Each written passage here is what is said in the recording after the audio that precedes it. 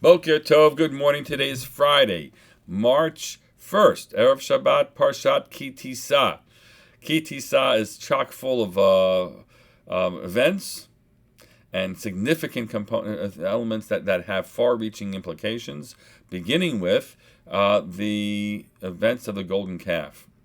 The low point to this point, at least with for the Jewish people, as they fashion themselves this pagan image and bring sacrifices to it, and are involved in all types of celebration around it.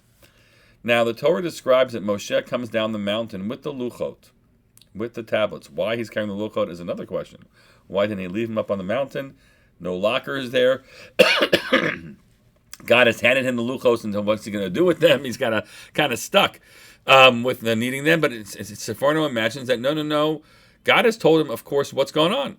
Lech reid ki shichen amcha. God says to them, go down because your people, right, has brought themselves into corruption and made themselves an egel masecha, this graven image of this calf. He knows exactly what they're doing, Moshe. And we know what happens. Like Moshe then shifts right into defense mode,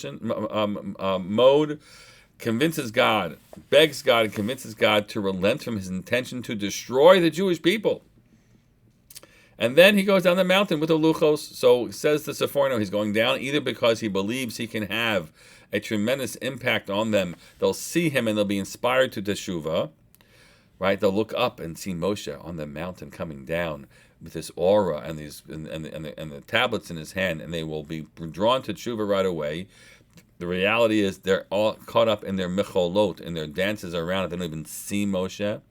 And it's fun to imagine on the other side, he'll shake them. He'll shake them into tshuva by destroying the luchot, and that will kind of shake them out, which is what happens. Basically, what happens. And yet, there's a part of the story which this is really hard to understand. And it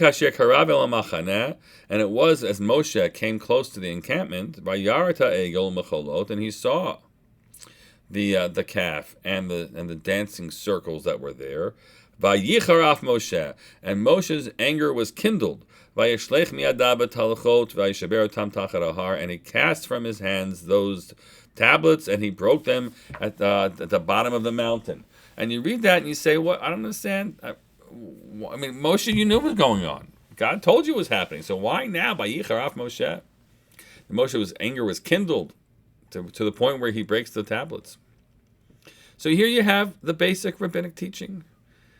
The rabbis were wise and they understood a reality of the human mind and the human experience. Namely, Eino Domeh Shemiya L'Riyah. You can't compare what it means to have heard something, even to have heard it from God. So you know it's true. It is not something you doubt, but the impact that it has on you is not the same when you just hear it till you actually see it with your own eyes. It's the way our human nature is. We take it in with our eyes and with a full sense of the experience. So that really drives something home in a way that just hearing about it doesn't.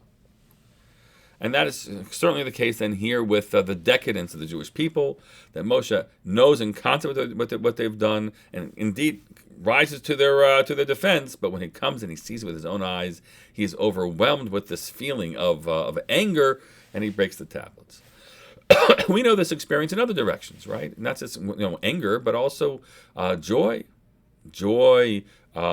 inspiration. Think about the inspiration of going to people describe to you Niagara Falls. I mean, that's an easy one, right? Describing Niagara Falls to you until you go there and you see, oh my God, the awesomeness of what this thing is, and so many other beautiful natural places around this country and else, right? It's just to know about them, have them described to you is one thing. Even to see pictures of them, right, or maybe even on IMAX. Maybe IMAX is the equivalent of actually seeing it with your eyes, but otherwise, till you're there in it, you only then can appreciate it.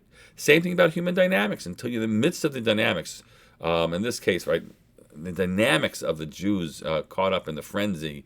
You can't really appreciate what it is until you're there and watching it happen. And the same thing with positive ways, the dynamics of people in ecstatic experience, loving experience, and the like. And I'll tell you, having spent made 2 trips to Israel since the outbreak of this war, I feel the same way.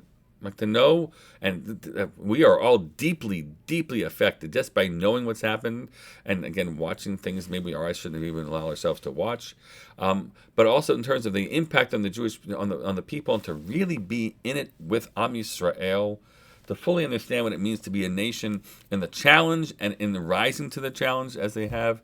You can't compare to just hearing about it till you see it, and it's more than see it, right? Until you go down and you're there too. You're in it. You're in it. Because Re'iyah is still at a distance, but in it, Moshe was not going to be in it in terms of worshiping the calf. But to be in it, and then the ability to really appreciate both the trauma and the drama, but also the tremendous uplift that happens amongst the Jewish people. I hope that that many of you listening to this are going to be able to make your way to Israel too. There are so many trips that are available to you to volunteer, JNF trips, and so many more. The challenge right now is getting on a plane. Hard to find tickets at any type of price that are nonstop tickets to Israel. Hopefully you'll find them, and I hope you'll make your way there so you can be fully immersed.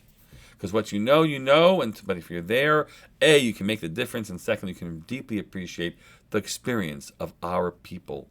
May these days come to an end soon. The days of challenge for the Jewish people. We can be part of the uplift and the return to the inspired reality of the Jewish people for the good in every way. Even in these difficult times, it's inspiring. But to be able to be in the joyous moments as well, God willing, soon and in our days. Wishing you all a Shabbat Shalom.